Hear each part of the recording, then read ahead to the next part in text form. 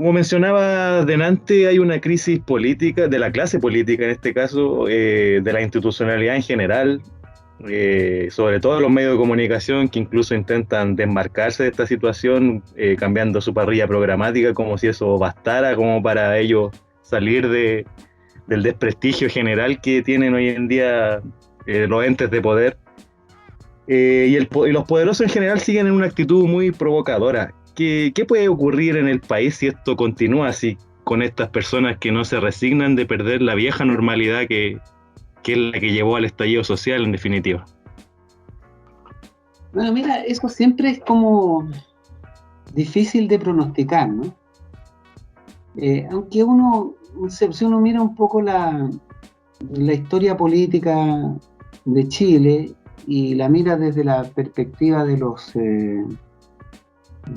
perdedores, de los marginados, de los pobres, el advenimiento de la transición a la democracia, que nunca ha terminado, que fue más bien un cuento, digamos, asistimos a un proceso bastante mefistofélico, ¿no? Bastante demoníaco, ¿no?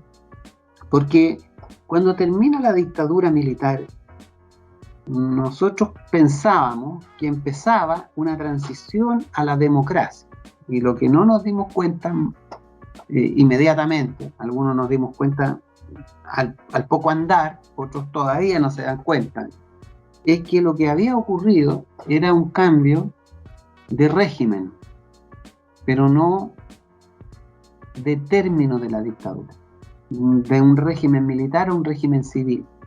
Y empezaron a gobernar los civiles del tiempo de la dictadura, más los que se incorporaron después con los acuerdos que se hizo entre la Concertación y la derecha para seguir con las instituciones económicas de Pinochet, porque esa es una cuestión, dice, ¿para qué se hizo la dictadura? ¿Mm? La dictadura la hizo gente mala que le gustaba torturar y ensañarse con el dolor ajeno y se fascinaban con el exilio. Bueno, sí, al final era gente así, ¿ya? Pero no se hizo para eso. La dictadura, el golpe militar no se hizo para torturar, para matar, para exiliar. Ese fue el instrumento, el medio por el cual instalaron un orden económico en donde el poder capitalista se enseñoreó sobre la gran mayoría de los chilenos. Y lo hicieron, el golpe de Estado se hizo para recuperar el poder que había perdido la oligarquía. Acuérdense que Salvador Allende, ¿no?, nacionalizó la banca, nacionalizó las principales empresas, el cobre, terminó con la oligarquía agraria.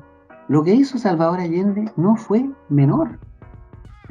Destruyó la oligarquía agraria, destruyó la oligarquía financiera, destruyó la oligarquía, los dejó en pañales, sin capital propio. Y esta gente, acuérdense lo que es, nunca se olviden cómo funciona la derecha, la oligarquía. La derecha es el brazo político de la oligarquía, de los dueños de la tierra, de los dueños de las minas, de los dueños del capital, de los dueños de los bancos. La derecha es el brazo político de esa clase dominante, oligárquica, ¿no? Bueno, ellos, como perdieron toda su capacidad de acción política, institucional, democrática, legal, digamos, y no tenían recursos económicos suficientes, entonces recurrieron al otro poder que tienen, su brazo armado, la Fuerza Armada, ¿sí? Y desde que Salvador Allende llega a ser elegido en primera instancia como candidato, le organizan un golpe de Estado y matan al comandante en jefe del ejército, René Schneider, ¿no? Así funciona la derecha. Entonces el golpe de Estado no se hizo porque Allende habían colas, no se hizo porque había una crisis política, se hizo porque la oligarquía quiso retomar el poder hegemónico que han tenido desde hace 500 años atrás, desde que se bajaron de las calaveras, las carabelas españolas, ¿no? Desde esa época siguen gobernando, siguen teniendo el poder. Lo hicieron por eso, para recuperar ese poder. ¿ya? Y instalaron instituciones económicas y políticas, la Constitución de Pinochet. Todavía tenemos la Constitución de Pinochet, más o menos cambio algunos, qué sé yo, pero sigue siendo la institución más política por excelencia del orden oligárquico que hoy día tenemos en Chile.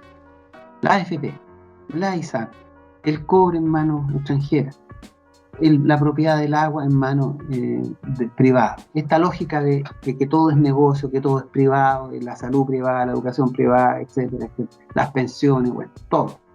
Y nada cambió. Cambió el régimen político, entre comillas, pero no cambiaron estas instituciones por las cuales se hizo el golpe de Estado. Por lo tanto, hoy día lo que tenemos es una dictadura en civil, ¿no? Del régimen civil, una dictadura del régimen civil ejercido por quienes trabajan al servicio de esta oligarquía, ¿ya? Bueno, como te decía, desde que viene la transición a la democracia, se produjo primero por decirlo así, un retiro del pueblo de Chile. Se retiraron, desapareció la movilización política. Cuando termina la dictadura, Chile era un país súper politizado. Y la transición a la democracia fue un proceso de despolitización, más que de transición a la democracia, fue un proceso de despolitización de la sociedad chilena, que acompañó un proceso de profundización de desigualdades, de pobreza, de concentración económica, etc. Y eso en algún momento empieza a cambiar, ¿no? Yo te decía que desde las universidades donde los estudiantes participaban 2, 3 a una conferencia de carácter político a llenar las aulas, 5.000, 2.000, 1.000 estudiantes. Han habido distintas expresiones de descontento, ¿no? Y acontece el octubre 18 del 2019 como un fenómeno de despertar de la conciencia política, ¿no? Y yo creo que eso no puede que se aplaque, puede que se maneje, puede que se gestione por parte del poder, pero como yo te decía, nosotros somos seres biológicos y para mantenernos vivos necesitamos ciertas condiciones materiales de existencia, y esas condiciones materiales de existencia hoy día son extremadamente precarias y van a necesariamente tener implicancia sobre la conducta política. Y eso que pasó el 18 de octubre del 2019 se replica con mayor profundidad el 25 de octubre del 2020. Entonces, lo que yo creo que va a ocurrir, lo que debería ocurrir, es que esto no va a parar hasta que se cambien las condiciones políticas, económicas que están instaladas en Chile. No va a cambiar. Ahora, ¿cómo va a cambiar? ¿Cuánto tiempo va a tener? Todos sabíamos, y de hecho yo grabé un video una semana antes del estallido social, donde yo decía, bueno, esto no va para más, esta cuestión no puede seguir existiendo, y yo invitaba a un grupo de gente a conformar un partido político. Todos sabíamos que esto iba a pasar, no sé si todos, pero algunos que observamos la realidad política sabíamos que esto iba a ocurrir en algún momento, no cuándo, porque las cifras, a pesar de ser frías, hablan de una manera categórica y contundente. O sea, pensiones de 25.000 pesos, 1 millón de personas con pensiones inferiores al salario mínimo. Es que no, en algún momento esto explota, ¿me entiendes? Sueldos precarios, condiciones laborales indecentes, transporte público asqueroso, sistema de educación altamente lucrativo, salud por el suelo. Bueno, todo esto en algún momento tenía que reventar, y reventó. Ahora, el tema es que los procesos de conciencia política demoran y cuestan, porque además hay que tener presente otra cosa. Esta gente se gasta millones y millones de dólares por día para mantener a la gente sumida en la ignorancia. Y los canales de televisión, la farándula, toda esta gente, las personas se escandalizan porque ganan tanto dinero, pero es que se lo merecen. Se merecen ganar eso porque ellos juegan para la oligarquía, un rol muy importante, mantener a la gente en la ignorancia. Estos políticos que ganan 15 millones, dicen, pero ¿por qué tanta plata? Un escándalo. Es que se lo merecen. Desde el punto de vista de la oligarquía, ¿no? ¿Qué rol juegan ellos? Mantener la institucionalidad que a ellos les conviene para seguir su proceso de acumulación. Y eso tiene un costo, ¿no? Y se lo pagan a quienes están dispuestos a aceptar eso, ¿entiendes? Entonces, se gastan millones y millones de dólares todos los días para mantener aplacado el despertar político de la ciudadanía, del pueblo, de la gente. Pero no lo van a impedir, lo pueden retrasar, lo pueden contener un poco, pero no lo van a retrasar. Y aunque pase lo que pase en esta convención, que yo no tengo mucha esperanza de lo que pase, espero que sea en el marco de muchas revueltas populares y de muchas acciones políticas desde la ciudadanía. Y lo que sí creo que hay que incentivar es la organización. La gente, sobre todo los jóvenes, jóvenes como tú, podrían empujar esto. Hay que organizarse políticamente.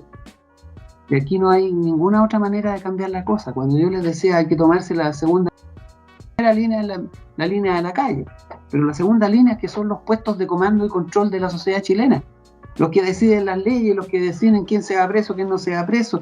O sea, el sistema judicial está lleno de gente alineada con la oligarquía. Eso hay que cambiarlo, y para eso tenemos que organizarnos y tomarnos el poder político.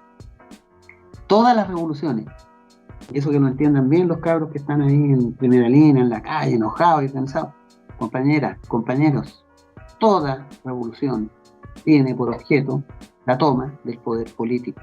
Entiéndanlo. Y si no lo hacen, están perdiendo el tiempo, están gastando su energía, están derrochando su juventud, están perdiendo su salud y su vida, ¿no?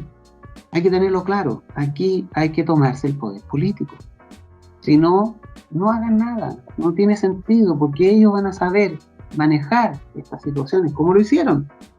Usaron la pandemia para manejar y aplacar el descontento y rechazar el proceso. Lo rechazaron, lo postergaron y van a seguir haciéndolo hasta que no entendamos, y no lo entiendan los que están enojados y descontentos, que esto pasa necesariamente, obligatoriamente, porque la historia lo dice, porque no ha habido nunca, absolutamente nunca, ningún cambio real en ninguna parte de este planeta, nunca y en ninguna parte, que no pase por la toma del poder político.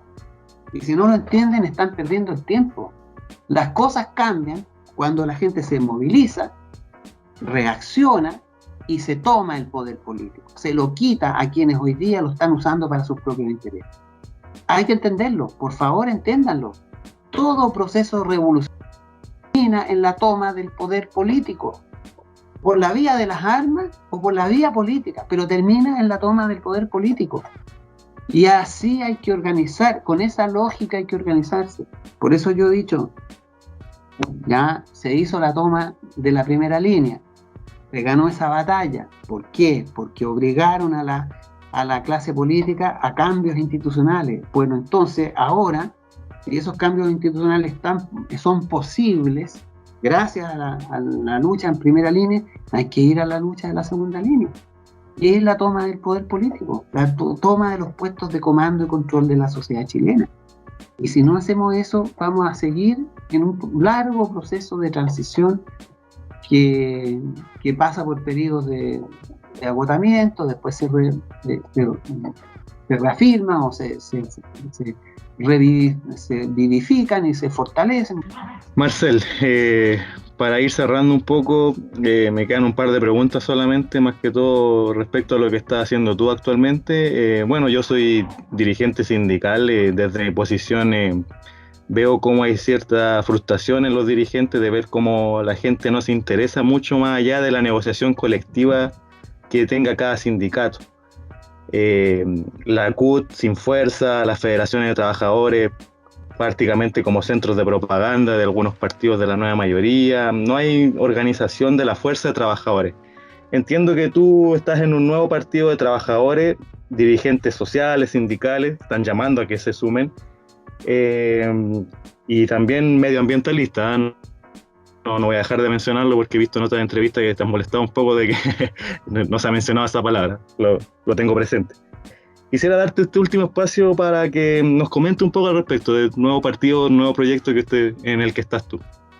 Bueno, mira, lo que pasa es que este proyecto en el que estábamos antes del estallido social, ¿no? Es un proyecto porque yo entiendo que los trabajadores y las trabajadoras no, o sea, son la fuerza motriz de la economía. Produce esas condiciones materiales de existencia para sobrevivir, es la clase trabajadora. Son los trabajadores y las trabajadoras. Y ellos no participan, esta cuestión se muere. Son un factor central. Piensa tú que la lógica del capitalismo, ¿qué es lo que es el capitalismo? No es ni la propiedad privada, ni la empresa privada, ni la libertad de mercado, esas son cosas secundarias. Lo central del capitalismo es la rentabilidad del capital, la ganancia de capital, el lucro, generar lucro, rentabilidad para el capital. Eso es todo el capitalismo, uno lo puede resumir. ¿Quiénes producen esa renta? ¿Quiénes la producen? Los trabajadores. Entonces, ahí hay una capacidad política, un hecho político fundamental. Si los trabajadores se organizan y detienen el proceso de producción, cambiaron las cosas, cambió la historia. Porque le das en la madre al capitalismo, le das en la madre, que es la generación de riqueza. ¿Sí? Y tú detienes ese proceso, porque algunos dicen, no, pero ¿qué le va a hacer a Luz si que nosotros paremos la producción? Mira, la gente no tiene que entender una cosa. Ellos tendrán mucho dinero, pero ese dinero lo tienen en proyectos de inversión, lo tienen invertido. Y ese capital invertido no se rentabiliza, les produce un quebrantamiento significativo. Incluso le puede hacer desaparecer su capital, porque los proyectos en que ellos han invertido su capital se les desvaloriza, no se rentabilizan. ¿Y qué es lo que son los proyectos de inversión? Pues?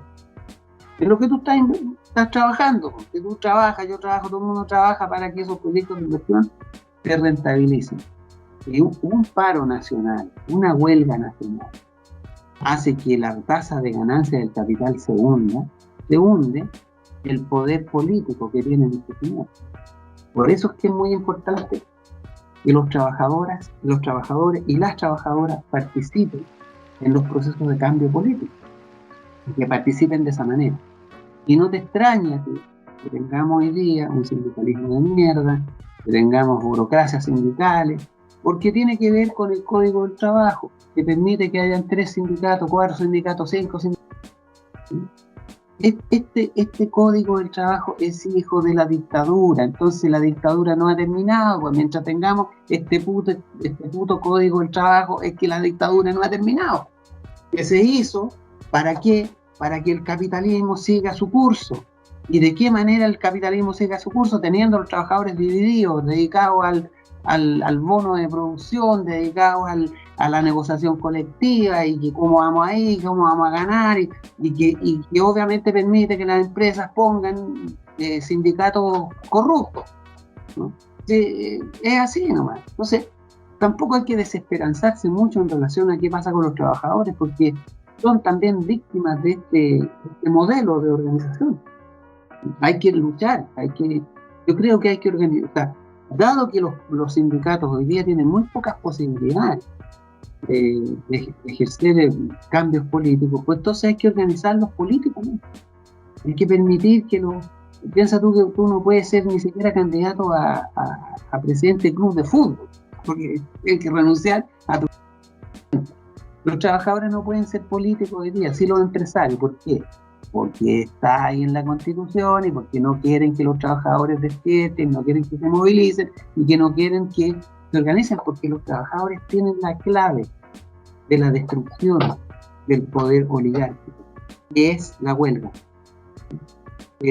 Pero hubo huelga, el año pasado hubo huelga, Por lo tanto, esto en algún momento tiene que, cuando los trabajadores ingresen en la política y participen activamente en las luchas sociales, entonces se va a acelerar el proceso. Y por eso que nosotros decíamos, bueno, si logramos construir un partido político que aglomere a los trabajadores, ¿sí? Lo de la cuestión ambiental también es fundamental, porque la riqueza del capital, lo que acumulan los capitalistas, se produce en la naturaleza, está en la naturaleza, y con el trabajo se extrae esa riqueza, se convierte en propiedad de los luxes, de los mates y de los angelitos. Por eso que no podemos desconocer la cuestión ambiental, porque sobre la base de esta plataforma, ¿no? De esta contención de la Pachamama, por decirlo así, o de la, más científicamente, ¿no es cierto?, de la matriz biológica sobre el cual está sustentada nuestra vida. Si destruimos eso, pues nos vamos a la cresta todos. Y los síntomas de que eso se está destruyendo son cada día más preocupantes, y eso tiene que ver con el capitalismo, porque es el capitalismo el que ha inducido una destrucción masiva de esta base biológica sobre la cual está sustentada la vida de la sociedad humana. Entonces, ese era el proyecto. Lo que pasa es que nos pilló el estallido social y después la pandemia, pero el proyecto finalmente es la búsqueda de un frente político. Y eso es lo que yo invito a los chilenos, a las chilenas. Tenemos que ser capaces de construir un frente político. Olvídense del miedo a la política, o del odio a la política, o la repugnancia que les da a la política. Piensen ustedes que aquí había que la política que hoy día hacemos en Chile es también una política neoliberal. Antes la política en la que yo me formé, la de los Allende, la de los campamentos, de los viejos dirigentes sindicales como Lotario Blesa, bueno, esa política era la expresión de un proyecto colectivo, y los que hacían política nacían de estas luchas que se hacían en virtud de las aspiraciones, de los cambios políticos que estos grandes grupos planteaban. Hoy día la política es un proyecto personal. O sea, por eso es posible explicarse cómo hay un señor Parisi que es candidato a presidente, o un señor Stingo que quiere ser candidato, porque son cosas personales. Mira, mi señora me dijo que tenía cara de presidente y me veo re bonito con una, entonces voy a ser candidato. Esa es la política del individualismo, la política de la carrera política, la política del supermercado, ¿no? Yo como ciudadano voy a comprar gaseosa. ¿Cuál compro? Esta está más barata, esta me gusta más, esta le gusta más a los niños, a mi hija esta le encanta, entonces ya, vamos a comprar esta, ¿ya? Y el candidato eso, es una gaseosa. ¿Por qué hoy día hacemos publicidad? Publicidad porque el eslogan más bonito: vota por mí que conmigo serás feliz, tendrás más emociones, serás una persona destacada, ganadora. Una tontería. Antes hacíamos propaganda. Este es el proyecto político, estos son los cambios que queremos hacer. Y había una diferencia tan importante y trascendente. Cuando Allende dijo que iba a nacionalizar el cobre, ¿qué hizo? Lo nacionalizó. Cuando Allende dijo que iba a profundizar la reforma agraria, ¿qué hizo? Lo profundizó. Esa era la política. La política de hoy día es que vamos a hacer un proceso constituyente de la Chile. Y entonces arman una tontería de estos famosos cabildos que ganó plata mucha gente vinculada al Partido Socialista y a los partidos armando estos cuentos. ¿En qué quedó el proceso constituyente de la ciudad de Chile? Nada, ¿no? Esa es la diferencia. Entonces, hoy día se cuentan cuentos, te dicen que van a hacer ciertas cosas y no las hacen, o te las hacen de una manera absolutamente sucia, tergiversada. La política de ahora es la política neoliberal, donde hoy día ellos lograron instalar en la mente de la gente que no es muy distinto comprar una gaseosa que elegir un presidente. Y eso es lo que tenemos que cambiar. La política es el espacio para la construcción societal, para crear las condiciones para el desarrollo de los miembros de esa sociedad. Y eso requiere y exige un esfuerzo colectivo, el poder político de las grandes mayorías, y eso se hace sobre la base de la solidaridad, el encuentro, la lucha colectiva. Basta de candidatos faranduleros, basta de gente que porque está destacada y porque es famosa, tiene habilidades para la política. No, señores, tiene habilidades para seguir siendo famosa, para seguir siendo rica, para seguir siendo multimillonaria, qué sé yo, pero no para la política. La política se construye en la lucha social, en la lucha organizada. Esa es la cuestión central. Si no entendemos eso, entonces vamos a retardar el proceso. Y lo que es complicado, compañeros y compañeras, es que esto tiene que ver con el plato de comida. Esto tiene que ver con la pensión de los viejos y de las viejas. Esto tiene que ver con la educación de tus hijos, con las cuestiones centrales y fundamentales. Por eso que no hay que atrasar tanto estas cosas. Hay que preocuparse ahora, porque los cambios, llegas a viejo rápido, para que tú sepas. Llegas a viejo rápido. El tiempo pasa, ¿no? Pero estas cosas son mucho más, perduran mucho más. Y los procesos de dominación cuesta mucho sacárselos de encima.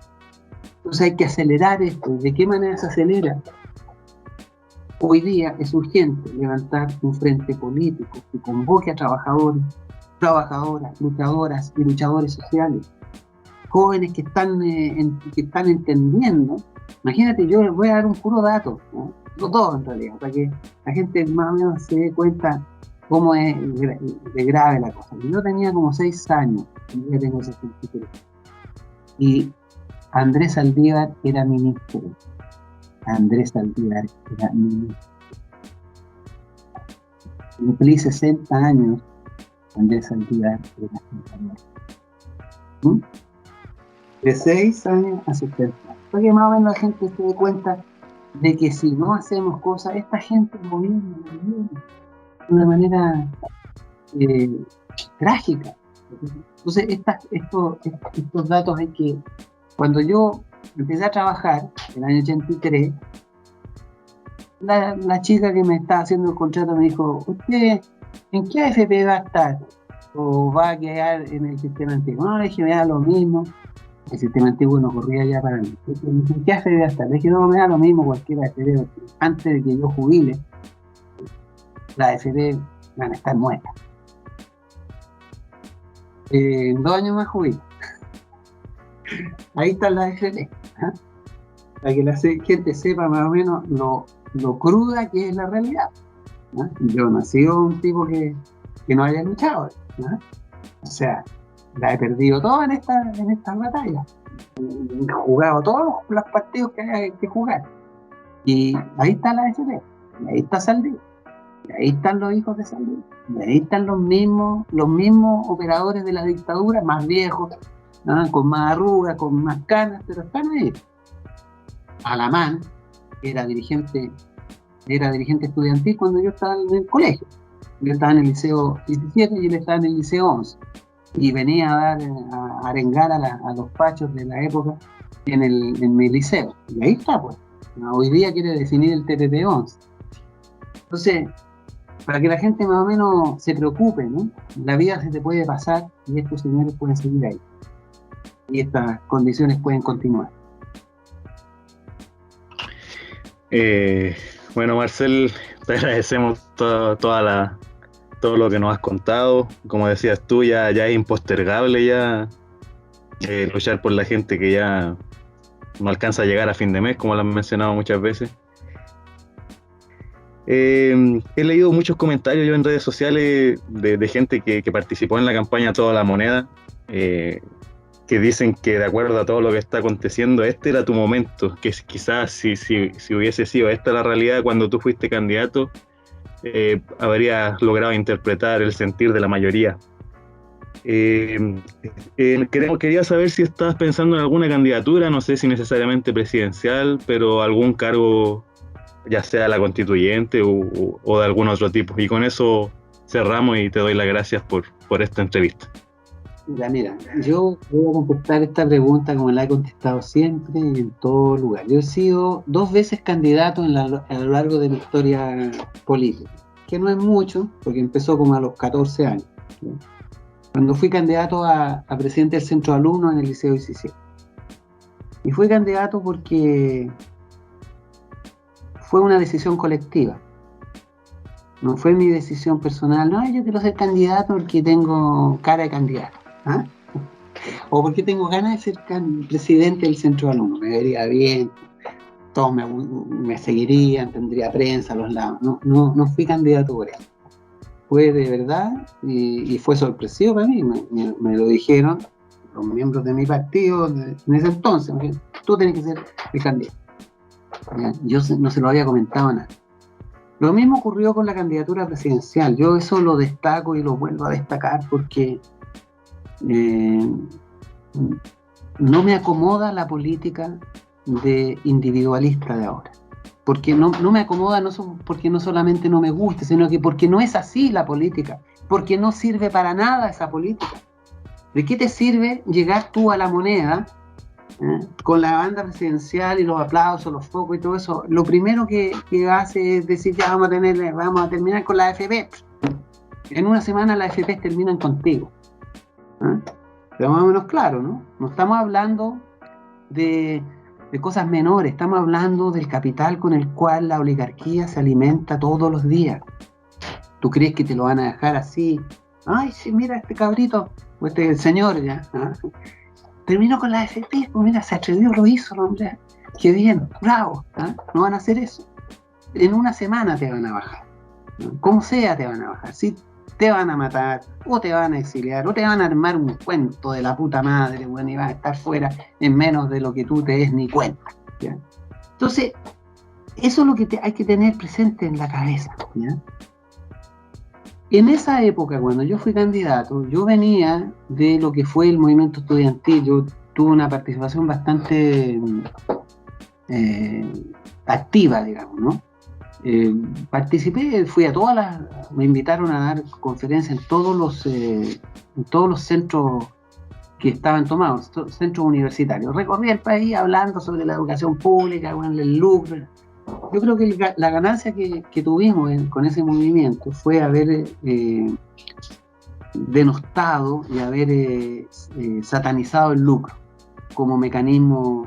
Yo creo que ese fue el gran éxito del movimiento estudiantil del 2011. Cuando partió el movimiento estudiantil, todavía me acuerdo, yo lo veía, los periodistas decían, estos mismos pelotudos que están hoy día diciendo, oye, ahora tenemos que hacer un cambio constitucional, porque en ese entonces no se daban ni cuenta que había que cambiar la constitución. Bueno, al principio del movimiento estudiantil, oye, pero ¿cómo? Si el lucro es fundamental para que el negocio funcione, para que la calidad de la educación y para que todos tengan acceso. Sí, como que agotadoras, estos mismos periodistas con esas caras, todos de inteligentes, que hablan con caras de inteligentes. No ponen caras de inteligentes para decir las tonteras más absurdas que no se ven, pero bien, funciona, el mecanismo funciona. Entonces ahí me invitaron algunos estudiantes para que los ayudara en esa, y les escribí algunas cosas, algunos datos, y a partir de eso terminé en la tele, en una entrevista, y después de esa entrevista me empezaron a invitar a dar conferencias. Bueno, ese movimiento, las bases, construyó la idea, las bases. No estoy hablando ni de la Camila Vallejo, ni del Giorgio Jackson, ni de estos giles que están ahí estoy hablando de las bases, de los dirigentes que hicieron las movilizaciones, los que se tomaron los colegios, los que salían a las universidades, los que salían a las calles. Esos cabros construyeron la idea de levantar un proyecto político, ¿no?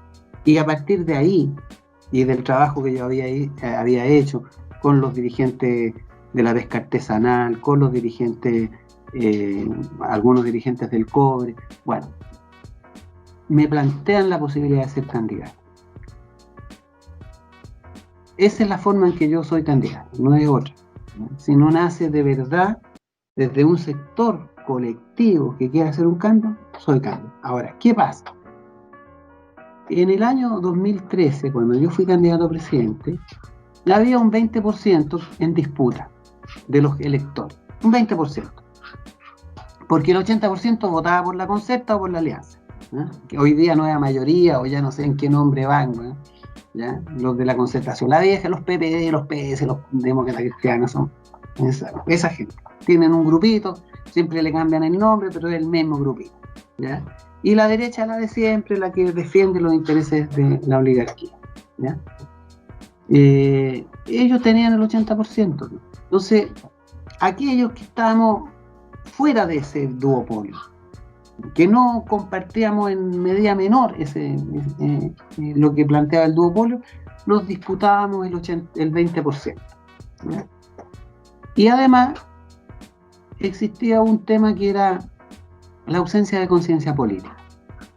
Los que se movilizaban en la calle, los que levantaban ideas, los que pensaban que la Constitución había que cambiarla, que la AFP éramos un grupo muy minoritario, no teníamos espacio en los medios de comunicación, no teníamos espacio en las universidades, no teníamos espacio en ninguna parte, ¿ya? En ninguna parte. Entonces, estas candidaturas permitían actos testimoniales, ¿sí? Y entonces, bueno, da lo mismo, si tú no ibas a ser presidente, no ibas a llegar a la moneda, porque la tenían bien amarradita la cosa, ¿no? Y tenían sobre todo a la gran mayoría de la gente en la ignorancia política, en la falta de conciencia, molestas por las cosas que pasaban, incómodas, agotadas, pero no había ese proceso de llevar tu situación de vida insatisfactoria a la cuestión política, ¿ya? Y había un 20%, ¿no? Entonces, bueno, valía la pena en ese entonces levantar candidaturas que llevaran estos temas a la palestra. Y nosotros lo hicimos, la llevamos y creo que la hicimos bien. Fue realmente notable el resultado de esa candidatura en términos de la capacidad que se levantó en las bases para organizarse en la lucha. Todos los que participaron en esa candidatura hoy día están en algún lugar peleando por las mismas cosas que se peleó en esa candidatura. Pero hoy día las cosas son distintas. Hoy día no nos disputamos el 20%, hoy día es el 80%. Entonces hoy día no corresponde candidaturas testimoniales. No corresponde, porque ya, ¿qué vas a ir a decir? Vamos a cambiar la AFP, todos quieren ahora, todos, hasta Moreira quiere cambiar la AFP. Bueno. Entonces, hoy día los proyectos políticos hoy día no son para decir, mire que la AFP está mala, mire que la salud está mala, ya hay conciencia de eso.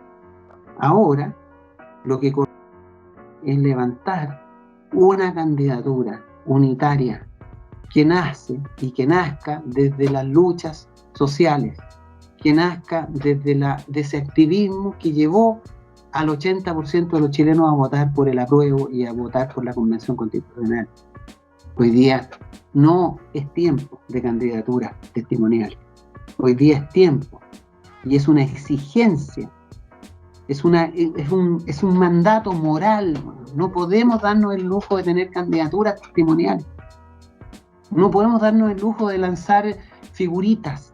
Hoy día tenemos que presentar un proyecto para la toma del poder político. Y en ese sentido, yo no sé yo no tengo vinculación con la primera línea. Yo tuve vinculación con el movimiento estudiantil que levantó mi candidatura.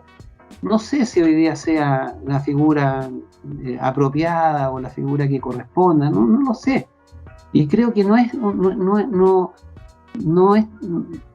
yo insisto en esto de tratar de superar esta cuestión individualista, ¿no es cierto?, de que este es el candidato que estamos esperando.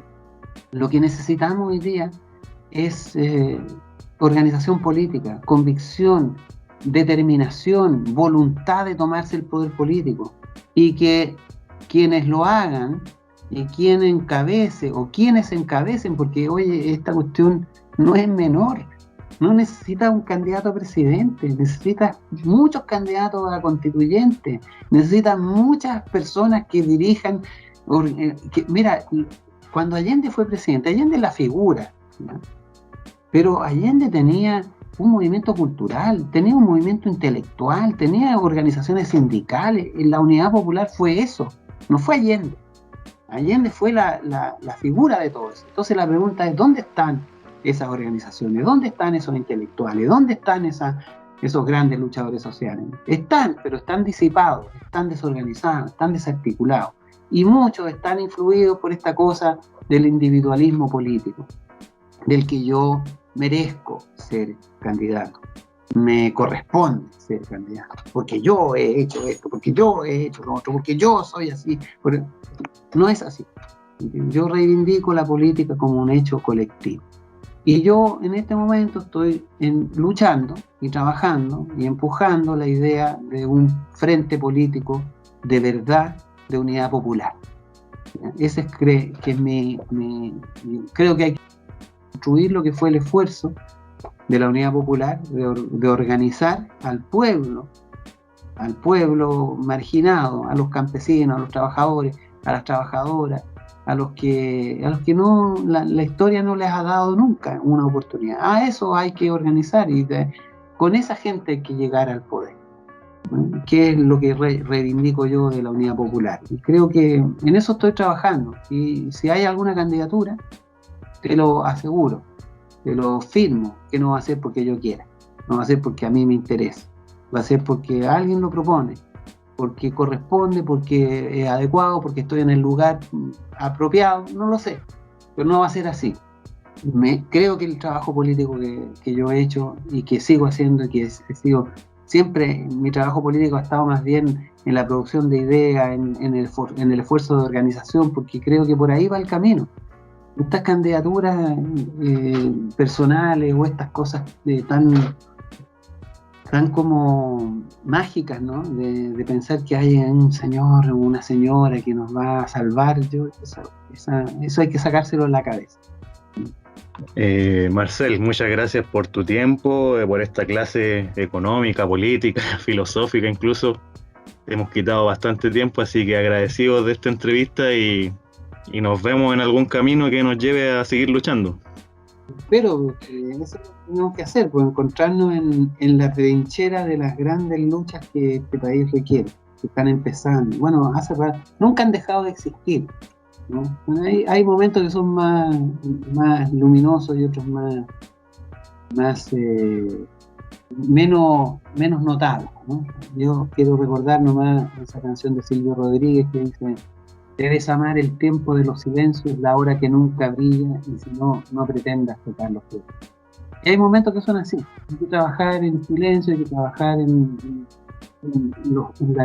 plantar la semilla para que pueda surgir algo, ¿no? No es solamente recoger los frutos de los campos, ¿no? Hay que plantar la semilla. En eso creo que yo me lo he pasado más en esto que en otra cosa.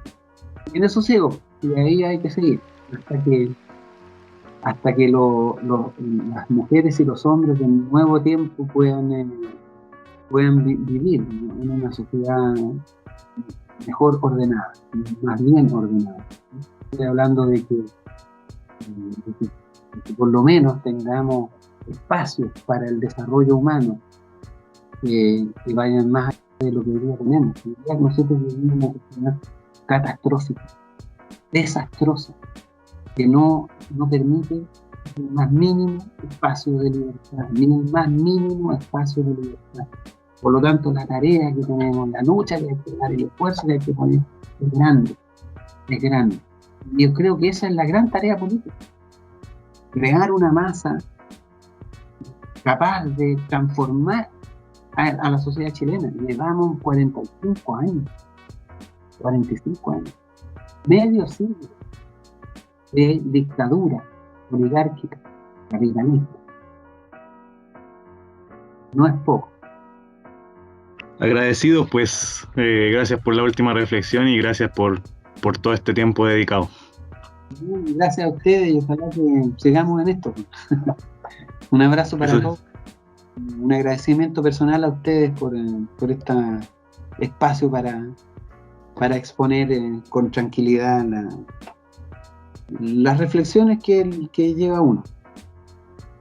Gracias a ti, pues.